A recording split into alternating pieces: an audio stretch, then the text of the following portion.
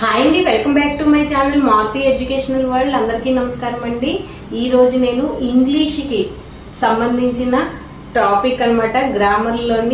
English grammar లోని types of sentences గురించి చెప్తున్నాను. ముందు లెసన్స్ లోని అసలు ఇంగ్లీష్ లో పార్ట్స్ ఆఫ్ స్పీచ్ లో ఏంటేంటి ఉంటాయి అన్నది చెప్పాను. ఈ రోజైతే మనం ఇంగ్లీష్ సబ్జెక్ట్ లోని టైప్స్ ఆఫ్ సెంటెన్సెస్ ఎన్ని ఉంటాయో తెలుసుకుందాము. అయితే చూడండి, types of sentences. There are 4 types of sentences in English. 4 types ఉంటాయి. అవి ఒకటి assertive or declarative sentences, 2 interrogative sentence, 3rd one imperative sentences, 4th one exclamatory sentences. అయితే ఈ అసర్టివ్ ఆర్ డిక్లరేటివ్ సెంటెన్సెస్ అంటే ఏంటో ఇప్పుడు తెలుసుకుందాం. A sentences which makes a statement or assertion is called and assertive or declarative sentences. అంటే ఏంటి అని అంటే తెలుగులోని మీకు చూడండి విడమర్చి చెప్తాను. Assertive or declarative sentences are మళ్ళీ 2 టైప్స్ ఉంటాయి. అవి ఒకటి a positive statements or assertions. అంటే ఏంటి అంటే ఇప్పుడు నేను స్పోకెన్ ఇంగ్లీష్ క్లాస్ కి వెళ్తున్నాను అన్నది పాజిటివ్ కదా. అంటే అప్పుడు మనం ఏం చెప్తాం? I joined Ramesh spoken English and soft skills. I could learn English. ఇది పాజిటివ్ అవుతుంది.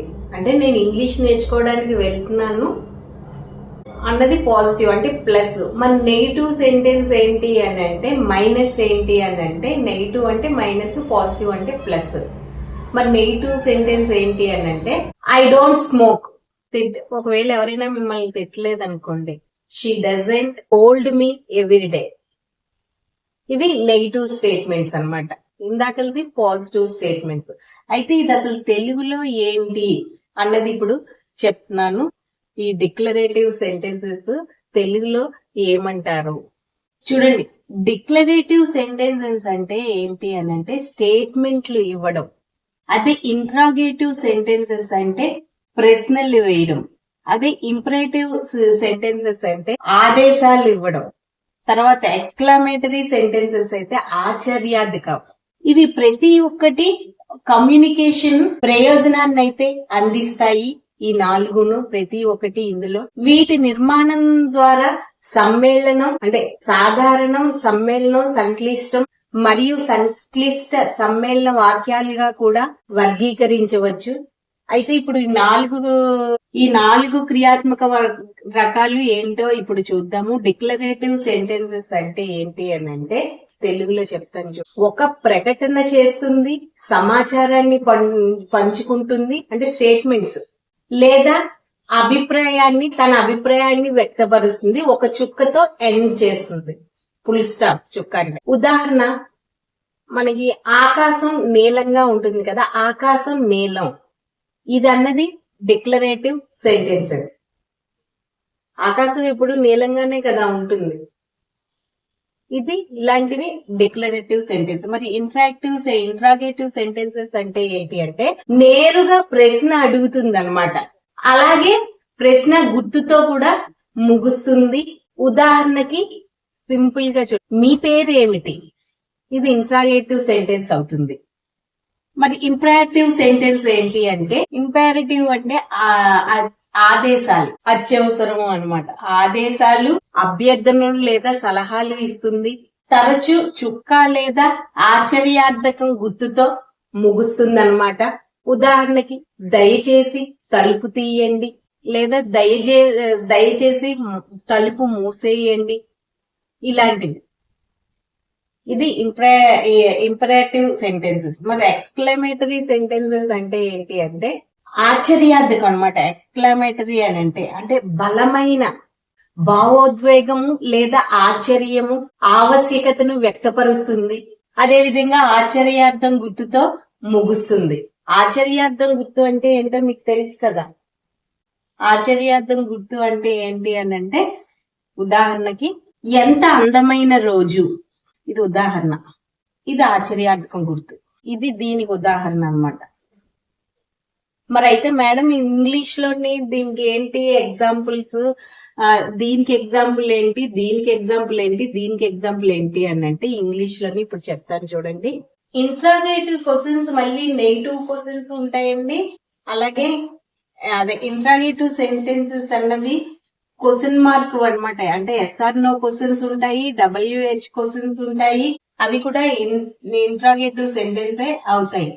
Types of sentences with examples. Number 1 ఏమన్నాను? డిక్లరేటివ్. డిక్లరేటివ్ సెంటెన్స్ కి ఎగ్జాంపుల్ ఏంటి అని అంటే ఐ హ్యావ్ ఏ డాగ్, అంటే నా దగ్గర డాగ్ ఉంది, ఇది డిక్లరేషన్. మన next one interrogative sentences. Example ఏంటి అంటే వేర్ ఈజ్ మై ఫోన్, మీకు సింపుల్ గా అర్థం అవుతుంది. మీ ఫోన్ ఎక్కడుంది, ఇది ఇంట్రాగేటివ్ క్వశ్చనే కదా. వేర్ ఈజ్ మై ఫోన్ లేదా మొబైల్. అర్థం అవుతుందని మీకు ఇది గుర్తుండిపోతుంది. ఫోన్ అంటే నిత్యం మన చేతిలో ఫోన్ ఉంటుంది, ఎక్కడో ఒకటి పెట్టేసి మర్చిపోతాం కాబట్టి ఇదే ఎగ్జాంపుల్ చెప్పాను. ఇది ఇంట్రాగేటివ్ సెంటెన్సే అవుతుంది. నెక్స్ట్ వన్ ఇంపారేటివ్ సెంటెన్సెస్ ఏంటి అంటే ఇందాక చెప్పిందే క్లోజ్ ద డోర్, ఆదేశాలు. Fourth one exclamatory sentences. వా, ఆశ్చర్యాలు. ఎగ్జాంపుల్ దట్ ఈజ్ ఆసమ్, ఇది ఎక్స్క్లమేటరీ సెంటెన్స్ వస్తుంది. అయితే ఇంపారేటివ్ సెంటెన్స్ మళ్ళీ 2 టైప్స్ ఉంటాయి. ఒకటి పాజిటివ్ సెంటెన్సెస్, 2 నెగిటివ్ సెంటెన్సెస్. మరి పాజిటివ్ సెంటెన్సెస్ లో ఎగ్జాంపుల్స్ ఏంటి అని అంటే help me, talk English, please do homework. ఇవి పాజిటివ్ సెంటెన్సెస్. మన నెగిటివ్ సెంటెన్సెస్ ఏంటి అంటే don't waste your valuable time, don't come late. ఇవి ఇలాంటివి నెగిటివ్ సెంటెన్సెస్ అవుతుంది. నెగిటివ్ కి మైనస్ గుర్తుంటుంది, పాజిటివ్ కి ప్లస్ గుర్తుంటుంది. చూడండి ఇప్పుడు సెంటెన్సెస్ ఎలా చేయాలన్నది చెప్తాను. ఇది సబ్జెక్ట్, వెర్బ్, ఆబ్జెక్ట్. ఇది Telugu meaning.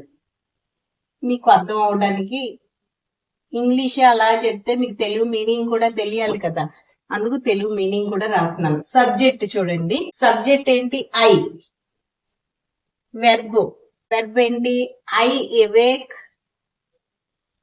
Object at 6 o'clock, అంటే ఐ వేక్ at 6 o'clock. దీనికి అర్థం ఏంటి? నేను 6 గంటలకి మేలుకుంటాను. ఐ అంటే నేనేంది. నెక్స్ట్ సబ్జెక్ట్ ఏంటి? వి అంటే మేము. We verb bring books. Telugu meaning దీనికి ఏంటి? మనం పుస్తకాలు తీసుకొస్తాం. అలాగే ఇంకోటి కూడా వి కాల్ ఫ్రెండ్స్, అంటే మేము స్నేహితుల్ని పిలుస్తాము. ఇలా సెంటెన్స్ ని రెడీ చేసుకోవాలి. మేము స్నేహితులు, ఫ్రెండ్స్ అంటే స్నేహితులు కదా, స్నేహితుల్ని పిలుస్తాము. తర్వాత ఇలాంటివి బోల్డ్ ఉంటాయండి. యూ ఈట్ ఫుడ్, మీరు ఆహారము తింటారు. యూ డ్రైవ్ ఏ కార్, మీరు కారు నడుపుతారు. దే ఫర్గెట్ బుక్స్, వాళ్ళు పుస్తకాలు మర్చిపోయారు. My friends hate bad movies, నా స్నేహితులు చెడ్డ సినిమాలని ద్వేషిస్తారు. ఇలాంటివి అన్నమాట. ఇవి సెంటెన్సెస్ తయారు చేయడం. ఇది వాళ్ళ class types of sentences. Next class లోని డూ తో సెంటెన్స్ ఎలా చేయాలి అన్నది తెలుసుకుందాం. అంటే డూస్ డోంట్స్, అంటే చేయాల్సినవి చేయకూడనివి నెక్స్ట్ క్లాస్ లో తెలుసుకుందాము. ఈ వీడియో అన్నది ఇంగ్లీష్ ఎవరైతే నేర్చుకోవాలనుకుంటున్నారో వాళ్ళకి ఈ వీడియో ఉపయోగపడుతుందండి. ఇంగ్లీష్ తో పాటు బిఈడికి సంబంధించిన సబ్జెక్ట్ కి సంబంధించిన ముఖ్యమైన టాపిక్స్ కూడా ఉంటాయి మన ఛానల్లో.